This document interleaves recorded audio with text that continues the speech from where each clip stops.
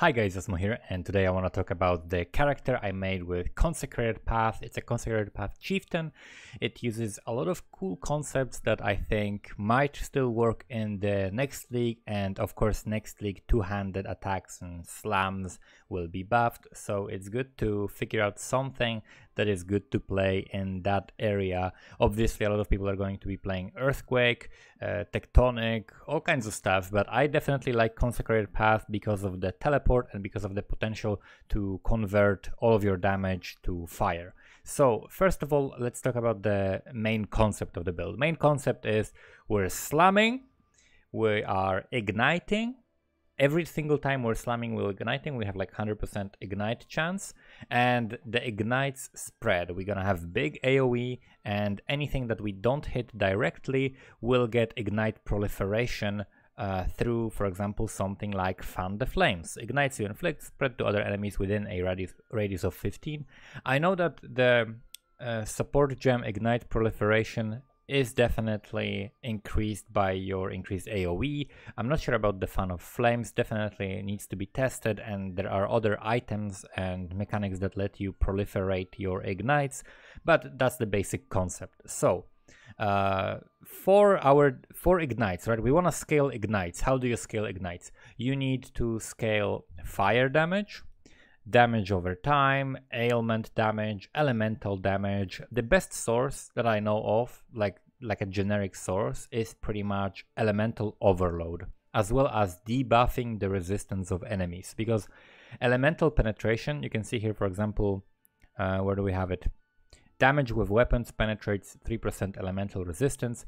This does not work with ignites. Elemental penetration is a property of hits, therefore ignites don't work with it, but ignites do work with lowering your enemy's elemental resistance. So for example, we can have something like Cooked Alive, which gives you chance to ignite, as well as minus 10% to fire res. Then we have extra minus 42% to fire res of enemies with flammability with blasphemy, and our blasphemy is pretty big because we stack a bunch of AoE as well. So that's one way we are increasing the damage of the ignites, right? And of course, in order to have elemental overload, we have to crit. But we're using a very cool weapon that works with exactly this type of a skill, which is Kongor's Undying Rage. It's a two-handed mace that has a bunch of added physical damage. That's great. It has increased critical strike chance. That's great. It has all res, which is great, and it has hits cannot be evaded, right? Hits cannot be evaded is amazing because we can not worry about accuracy, but still make sure that we're critting as often as possible, because if we took Resolute Technique, then we cannot crit, right? And since we're going Elemental Overload, you know, going crit doesn't benefit our ignites, so going Elemental Overload is actually better because it buffs both our hit damage and our ignite damage. So we are using this for the hits cannot be evaded. Also, your critical strikes do not deal extra damage. That's a drawback, which we completely don't care about because no critical strike multiplier from elemental overload anyway. And then on top of that, you gain onslaught for 4 seconds on critical strike, so we can get onslaught from this. I also have onslaught on boots, and that's enough. You can also get them on jewels, right? That's another way to get onslaught. So we're getting extra onslaught uptime from this. This is a very, very good weapon. The ideal way you want to get this weapon, the ideal like late game alternative is like you can upgrade it by basically having a corrupted version that gives you that's also supported by Fortify. Because sure, you can get Fortify, like I'm using right now Fortify here. This is not like a final version of the build. This is just to show the build working.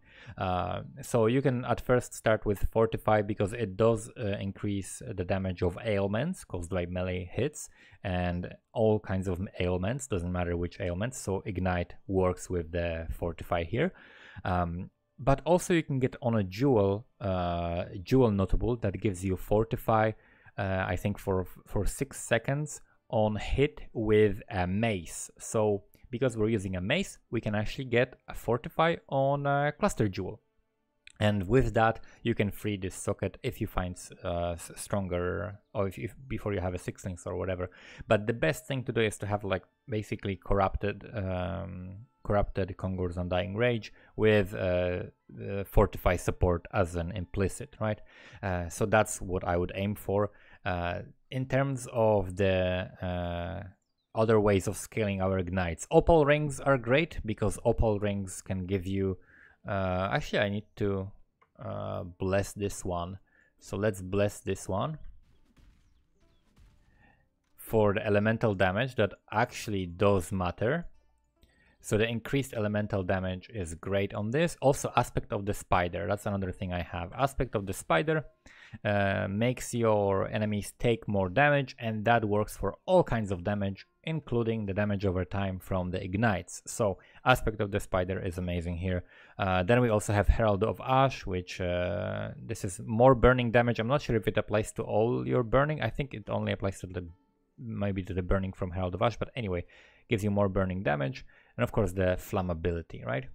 We have increased fire damage from Kaum's Heart. Because we're using a two-hander, we can use Kaum's Heart, and the increased fire damage does apply to the burning as well as to the main hit. The reason why we can run the Aspect of the Spider and Herald of Ash and Blood and Sand and Precision and flammability is because we're using the Impresence. So this gives you some added fire damage, life, fire res, life regen, all of the stats that you can use very, very well. And then also flammability has 10% reduced mana reservation if cast as an aura. So that basically gives you free flammability, 0 reservation from that. And Maddening Presence, when you kill a rare or unique enemy, that basically slows enemies around you and makes them deal less damage. So it's just a little bit of a defensive mechanic. In terms of other uniques, other than these, they're not very expensive. I bought this for like 30 chaos. I bought this for like maybe 1x, 6 linked.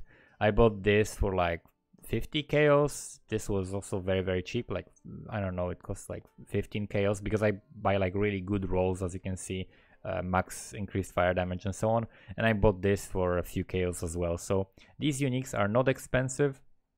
But if you want the better the rolls, the better, the higher the price, of course. For the belt, you can use something like this. This has increased fire damage, so again, we're boosting our ignite, some armor, cold res, light res, and some leech, which is very nice, and also 10% chance to ignite during any flask effect, which when you're mapping, most of the time that's going to be up. If you look at the chance to ignite we have, this says 93%. If we have a flask active, 103%, and also flammability would give us additional 13% to debuffed enemies, so we could drop this Cooked Alive. However, I still have it here because the enemies ignited by you have minus 10% to fire res is very, very, very, very, very strong.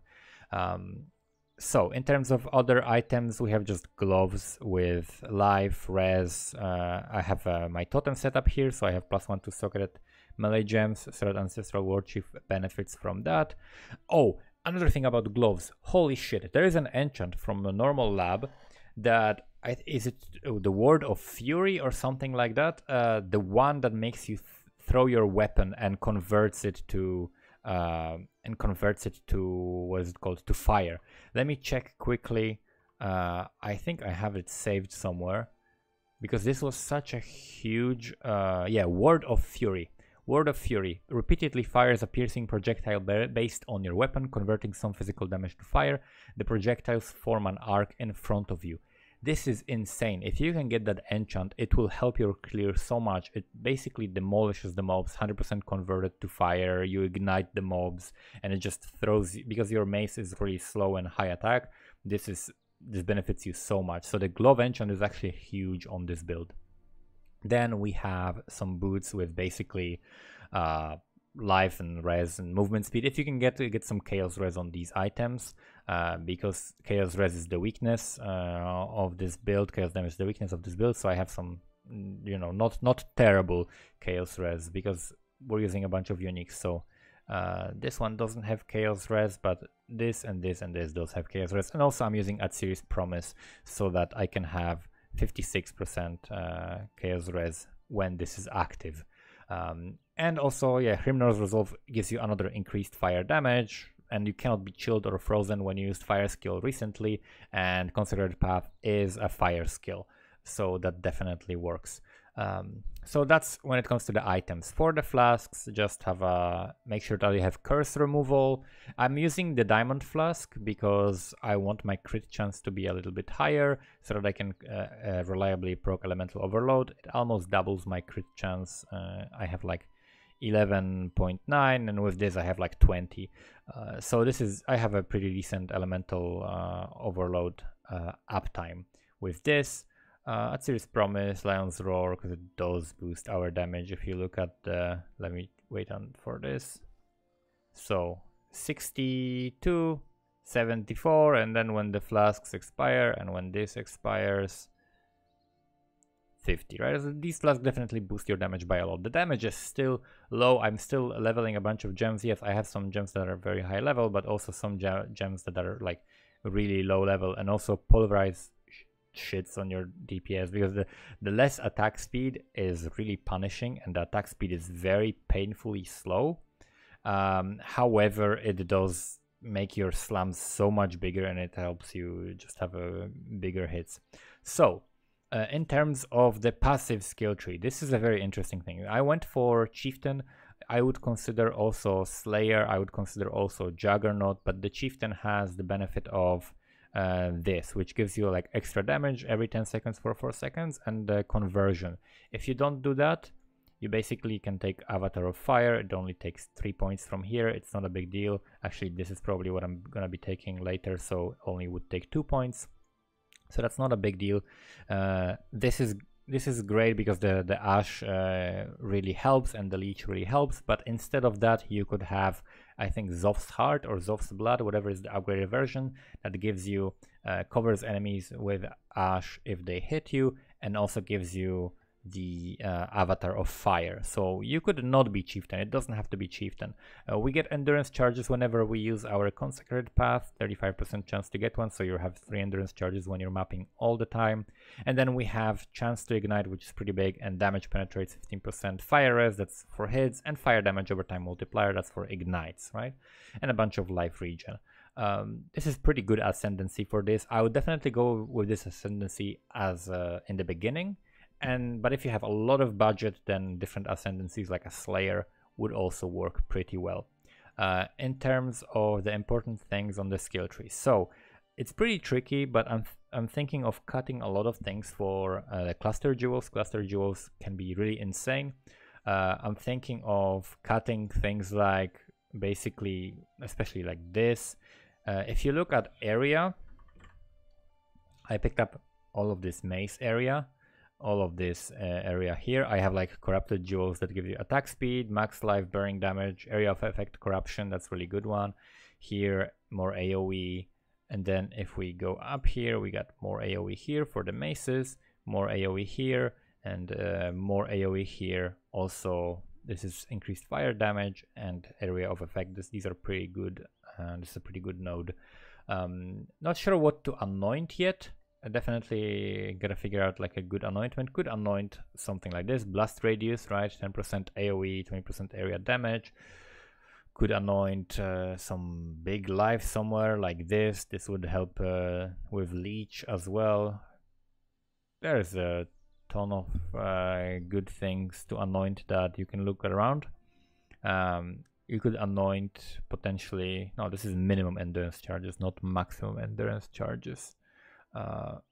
You could anoint maximum endurance charge if you wanted to, but I don't think that would be really good. Potentially could like cut this entire thing and anoint Ribbage Crusher, because this is attack speed and AoE, right? Attack speed, AoE, damage with hits and ailments. These ones are not that strong. These ones are not that strong, but I like the big AoE, so could skip this and invest all those points into cluster jewels, because cluster jewels can give you way better things. Also, another thing you can skip is these nodes, these and these. So basically you would save 1, 2, 3, 4, 5, 6, 7, 8, 9, 10, 11, 12, 13, something like that nodes, and basically put 2 nodes here to connect to this. I should probably take Unwavering Stance out because I have the boots that stop me from getting stunned. So a lot of these points would go toward going here and getting another series of cluster jewels. Cluster jewels can give you, the good things you can get is, of course, a lot of life. you can get a lot of AoE. There is like a 20% increased damage with hits and ailments with two-handed weapons, and 15% AoE with two-handed weapons, like on one notable. So 15% AoE with damage duels. You could get the Fortify. You could get some extra AoE, some extra fire damage over time, things like that. So there are definitely, and of course attack speed. Oh, there's a crazy attack speed one that gives you 20 strength, 10% attack speed with two-handed weapons, and extra 10% attack speed with two-handed weapons if you have at least 600 strength. And we're not far off from that. So if we get the 20 and then a little bit extra, then we're basically almost there. So we can get 600 strength and the 20% attack speed cluster jewel notables, which would be huge because attack speed is the biggest weakness of this build. And if you can scale your attack speed and probably take out Pulverize, instead put like Melee Fizz or something like that, or a Concentrated Conk Effect for bosses, increased area for mapping, something like that. And then you can basically have just as big AoE, just as big damage, but way more attack speed, which helps your DPS, which is the weakest part of this build, because the DPS here, as you can see, it's really garbage, right? The DPS is really shit. But if you get because of the nature of how this build works, we're making like one big slam and everything dies anyway. So we don't care about the DPS while mapping, because we destroy everything anyway. Everything blows up, and just even rare enemies that you don't necessarily hit, if you have this buff, they might just burn from the proliferated ignite itself. Like, you just deal so much damage in one hit. However, the sustained damage is very low, right? The damage on bosses is very low. That's why you need a good totem setup, for example. The Warcries might help with it in the next patch, but I think the cluster jewels are the way to get like tons of attack speed and sacrifice like these weaker nodes to get the really powerful nodes from cluster jewels. And then of course getting some good jewels with like maximum life, attack speed, and AoE, for example, right? So like 12 attack speed, really amazing with max life. And things like that that are corrupted, that have increased area of effect. So that's something you can upgrade. Another thing you can upgrade, of course, is the quality of the weapon. Before you corrupt it, you get the Betrayal 26 quality, and after that you do the corruption, like double corruption chamber, and hope for the Fortify on hit or something like that. Just better implicit than the stun duration, because we really don't care that much about stun duration.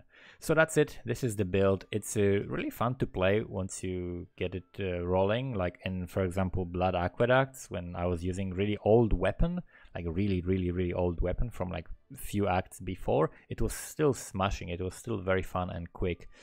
So I definitely enjoy this build, and I do not recommend this as a starter, but later on, when you farm your currency, and initially when I recommend playing a miner. I recommend starting with Ball Lightning Mines in the next league, but after that, probably slum skill like that would be very fun to play. So that's it. Thank you guys for watching, and see you next time.